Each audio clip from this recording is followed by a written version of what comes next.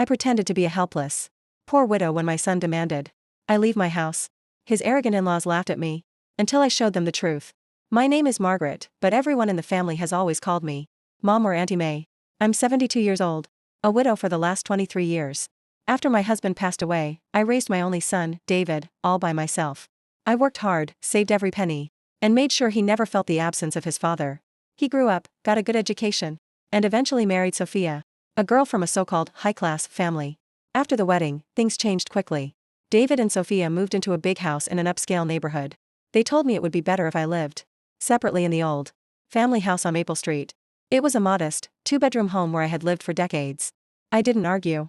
I simply moved there with my few belongings and tried to live peacefully. I kept my real financial situation completely hidden. No one in the family knew that over the years, I had quietly bought more and more property in that same area. What started as one house slowly became an entire residential block of 12 homes. I managed everything through a trusted lawyer and a property management company. The rental income gave me a very comfortable life, but I continued to live simply. I wore old clothes, cooked my own meals, and never showed off. One sunny afternoon, my son David, his wife Sophia, and her parents came to visit me. I welcomed them with tea and homemade cookies, just like always. But their faces were serious. David cleared his throat and said, "Mom, we've decided to expand my business. We want to open a big showroom and warehouse right here on this street. This old house is in a perfect location. You need to vacate it." Sophia added with a sweet but fake smile, "Mom, you're getting older. A smaller apartment would be so much easier for you. We'll help you find one nearby." Sophia's father laughed lightly and looked around my simple living room. "Look at this place. It's tiny and old.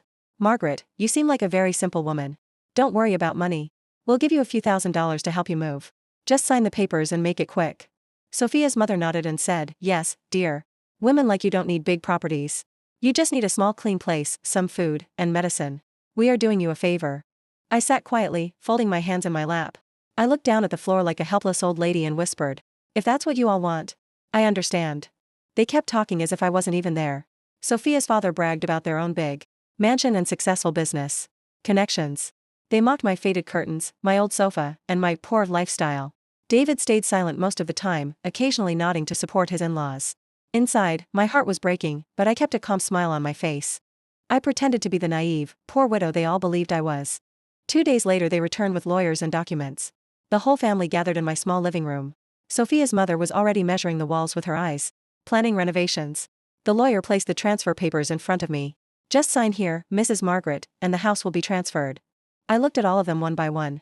Then I slowly stood up, walked to my old wooden cupboard, and took out a thick folder.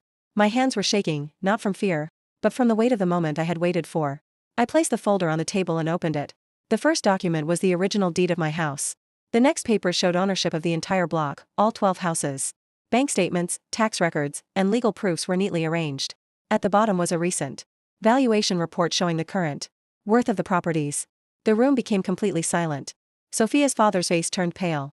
His hands trembled as he picked up the papers. This can't be right," he whispered. I spoke softly but clearly, "This entire block has been mine for years. I bought the houses one by one after my husband died. The rent from these properties has supported me all this time. And the land your son wants to build his big business on? It's also part of my block." David's mouth fell open. Sophia covered her face with her hands. Her mother looked like she might faint. I continued, "You came here, laughing at a poor, helpless widow. You offered me a few $1,000s like charity. But the truth is, I could buy your entire mansion 3 times over if I wanted." Sophia's father tried to speak but only stammered. Finally he lowered his head and said, "Margaret, we are so sorry. We had no idea." I looked at my son with tears in my eyes.